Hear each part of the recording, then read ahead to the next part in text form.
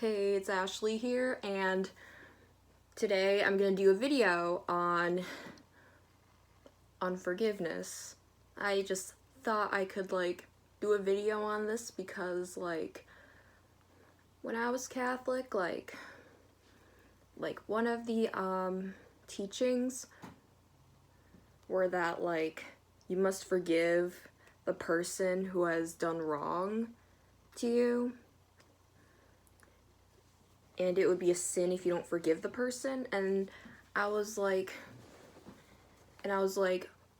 remember I was always questioning how do I know if I really have forgiven the person, and stuff like that. I always questioned that to myself. Did I really forgive the person or did I not forgive the person? Because I was literally so afraid of going to hell. Yeah, and I felt like I couldn't trust God or anything. I didn't feel loved by him. If he was just gonna send me to hell for not knowing whether I have really forgiven the person or not, then yeah, I felt like I couldn't really put all my trust in him. Yeah, so and yeah, since I was looking back on my experience of being Catholic, I decided to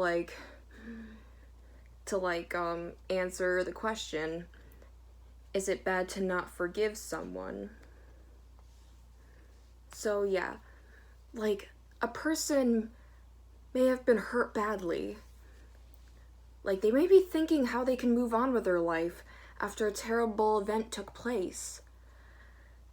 They may have gone through child abuse, rape, been beaten by a partner, lost a loved one to murder, etc. Whatever the tragedy was and stuff like that. You must go through the process of grieving and healing. And it's a slow process that can't be skipped. It's not that easy. Forgiveness ain't always that easy. So yeah. So I'm going to read through a little of an article I found online from psychology.com, I think. Yeah, I'm just going to go check right now.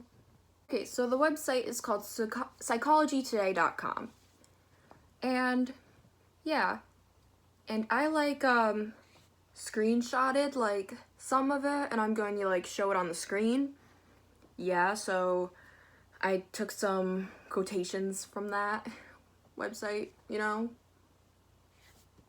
It's you know, yeah, quoting things, so it's not plagiarized and stuff like that. And I'm gonna do my own analysis on it. So yeah, I'm going to explain what forgiveness is or isn't based on this article. And I'm going to go over 2 questions. What is forgiveness anyway? Is number 1. Now I'm going to do number 3. Does forgiving make you a doormat? Yeah, and if you guys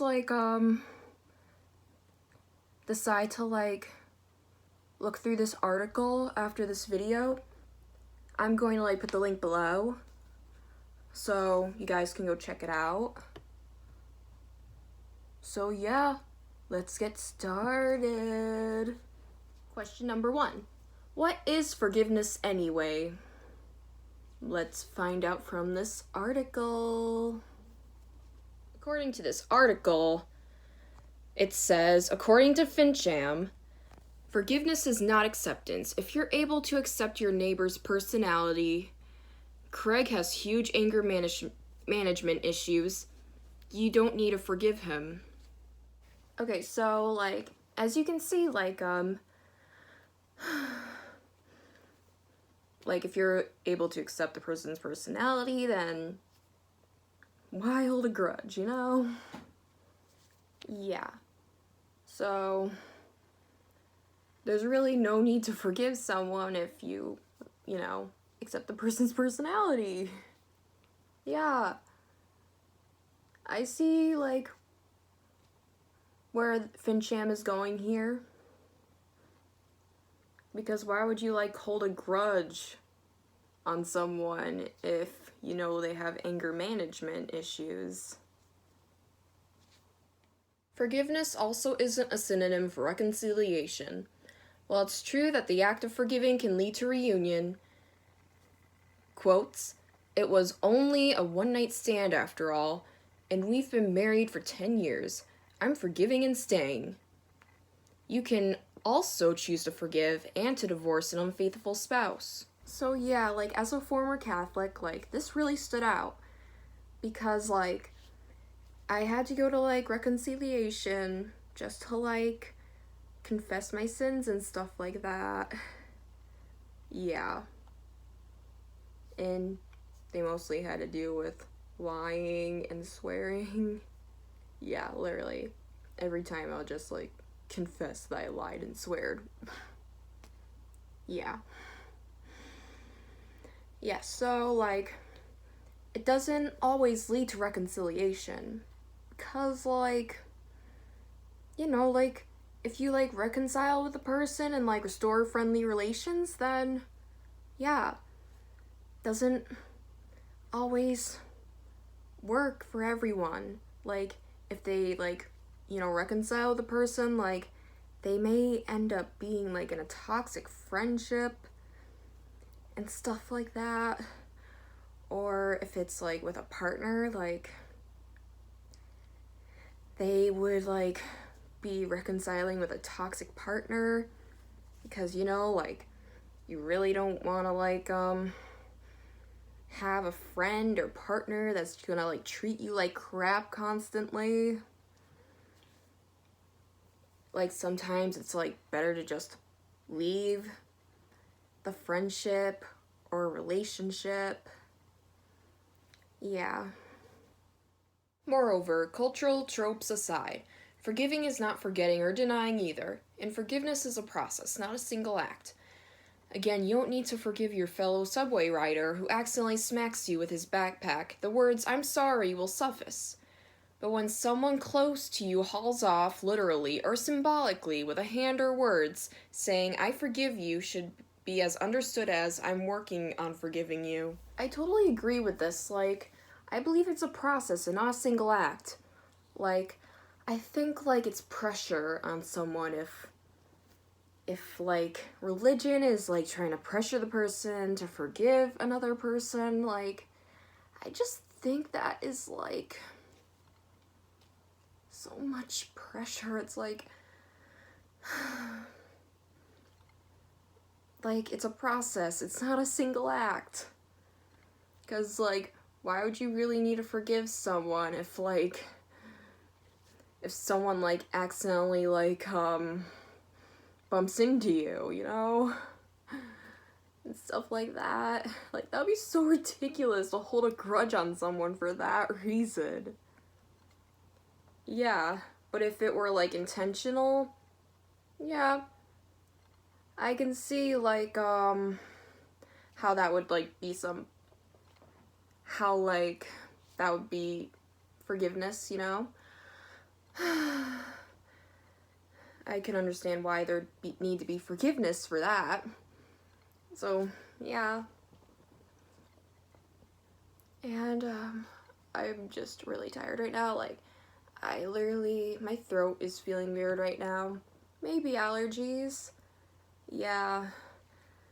And I'm tired, really tired too, so yeah, that may be why, like, I'm not thinking clearly. So, yeah. And, like, a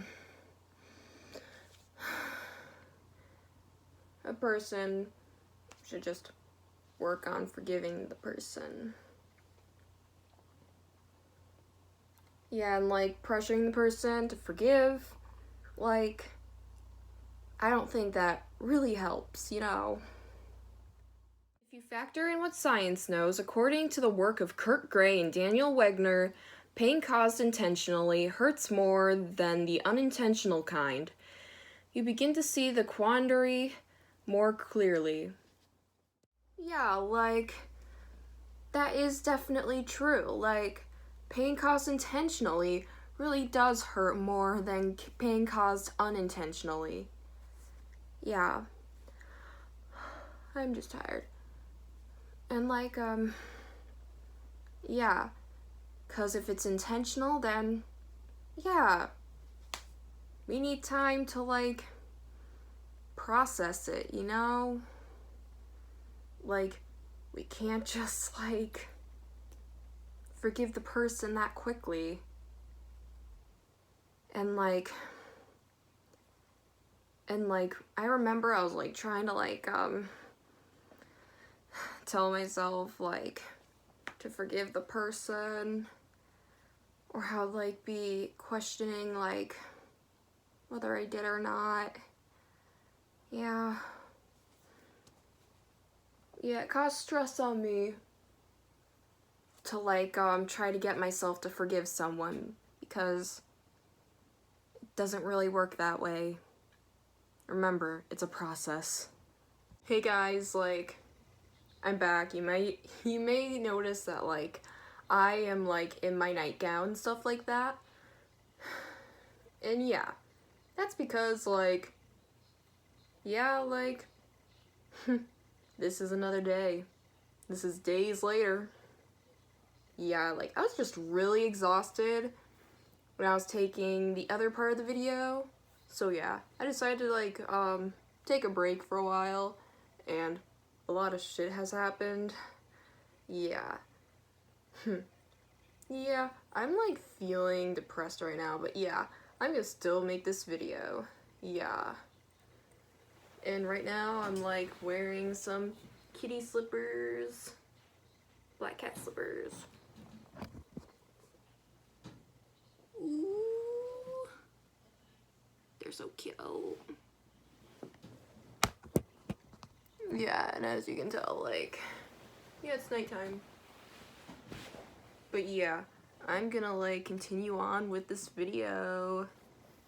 Still, some of us know from personal experience that forgiveness for a narcissistic game player, manipulator, or inveterate liar is nothing more than catnip, a sign that he or she did wasn't so bad after all, and a prime opportunity to rationalize both their past and future behavior too.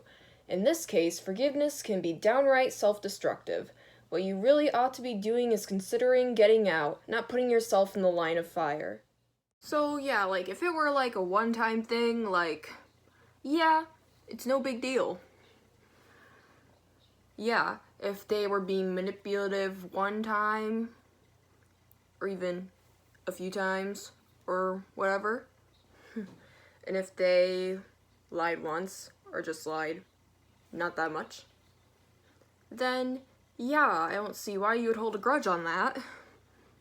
But, like, if it's all constant and crap like that, if the person isn't changing and is constantly the way they are, then yeah, you gotta leave that person. Now for question 3, guys. So, yeah. The question is, does forgiving make you a doormat? And the answer to it is very interesting. Yeah, I'm gonna read through some of it. And like I said, just to remind you guys, like, if you are interested in reading this whole article, yeah, it's linked below. So, yeah. If you're wondering why I skipped question 2, didn't feel like I could do a video on it, I guess. Yeah. Yeah, I don't quite remember. But when I do, I'll put it in the description. Or bio, or whatever it's called. Yeah. Can't really think right now. Not surprisingly, research shows that in a relationship with an imbalance of power, the person with less power is likely to forgive than the person without it. Forgiving someone who loves and values you less than you love and value him or her is guaranteed to trip down the rabbit hole. In a contrarian piece of research, though, James McNulty looked at whether forgiveness facilitated changes in negative behavior over the long term. Participants in his study were newlyweds, who'd been married an average of 3.2 months. That's important to keep in mind since, in theory at least, these honeymooners should have very low levels of interpersonal stress. Using various measures to establish the quality of the relationship, including a questionnaire and 10-minute videotaped discussions between the spouses about sources of tension in the marriage, the researchers then tracked these couples every 6 months for the next 2 years, assessing marital satisfaction, marital forgiveness, and reports of negative behavior. Negative behavior was both self-reported and reported by the spouse. McNulty found that the partners who demonstrated negative behavior infrequently, forgiveness was beneficial, but for those for whom negative behavior was frequent, countering with forgiveness was downright harmful. He conceded, it may be that the effects of forgiveness, like the effects of many other relationship processes, are moderated by the broader marital context, so may benefit. McNulty found that with partners who demonstrated negative behavior infrequently, forgiveness was beneficial, but for those for whom negative behavior was frequent, countering with forgiveness was downright harmful. He concluded, it may be that the effects of forgiveness, like the effects of many other relationship processes, are moderated by the broader marital context, and so may benefit relatively healthy relationships more than they do troubled ones. The problem, of course, is that the outcome is not in the forgiver's hands, but in those of the transgressor. That was the starting point for research conducted by Laura B. Luches, Eli J. Finkel, and others, published under the title The Doormat Effect, which investigated how forgiveness interacted with feelings of self-worth and respect. Yeah, I totally, agree with this. If the person, isn't, doing the negative behavior too much, then yeah, forgiveness is beneficial. But if they are just constantly being an asshole, then yeah, it's harmful. And no one deserves that. Yeah, I'm gonna adjust this a bit. Yeah. No one literally deserves someone treating them like crap constantly. Yeah, I have a friend who yeah, not gonna mention her name or anything. She has this friend who is a huge jerk. Yeah. And she, comes to me, saying, how this person, said this to her and that to her and how he keeps upsetting her. And then I'm all leave him be, I can't think clearly, dude. OMG, I'm so low on energy. Yeah, depression sucks. So yeah, he's an asshole. Yeah, and this friend of mine knows I'm making this video and she's excited for it. Yeah, she's excited for it. Okay, so yeah, it's the next day, the third day of me working on this video. Yeah, and right now I have Peter here. He's my bunny rabbit. He's so adorable. He's so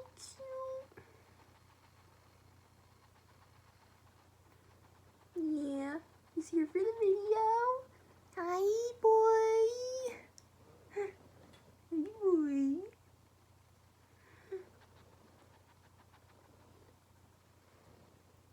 Yeah. Yeah, bunnies always forgive. They never hold grudges. They're so cute. Animals have unconditional love. Peter! The team posited that forgiveness bolstered self-esteem if the transgressor made amends and changed his or her behavior, but they hypothesized if the transgressor continued to behave the same way after having been forgiven, the person who forgave would experience a drop in self-esteem. Among other effects, this is what they called the doormat effect. Yeah, the transgressor really does need to clean up their act. You know, yeah. Like, we usually, expect the person to, you know, change how they're acting. Like, we can't change a person. Like, they need to change themselves. Yeah, I always keep telling my friend this, like, you can't change the person. Like, the person needs to work on themselves. Right, Peter? Right, sweetie pie?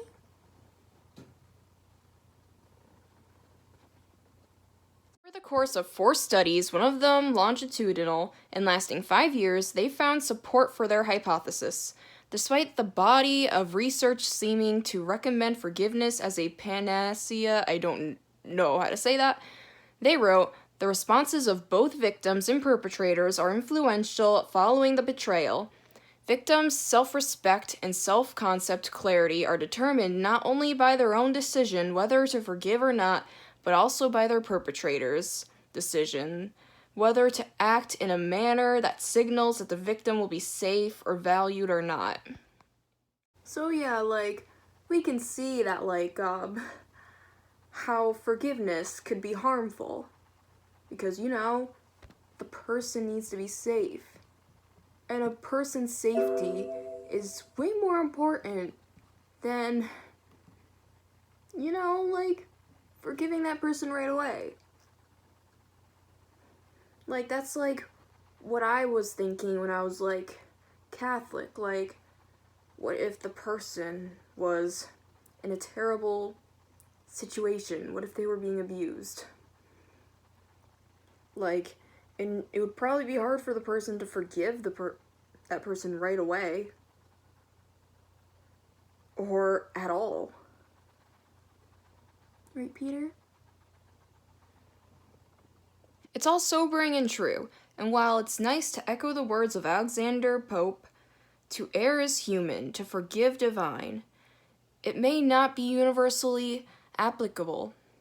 You can't reap the fruits of forgiveness alone. You need the cooperation, loyalty, and intent of the porcupine who stabbed you in the first place. On the other hand, forgiving someone whom you're showing the door will most probably set you free. Oh yeah, and now, there's something I just want to tell you guys. You all, if you don't forgive the person, it doesn't make you a bad person. You're not a bad person if you don't forgive someone. You just need time to heal. And even if you never forgive the person, you're still not bad. Yeah. Peter?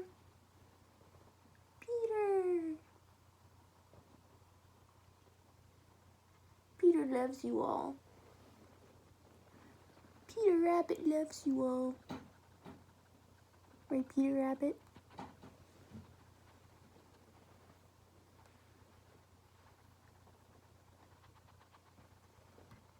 Bye, guys. Subscribe.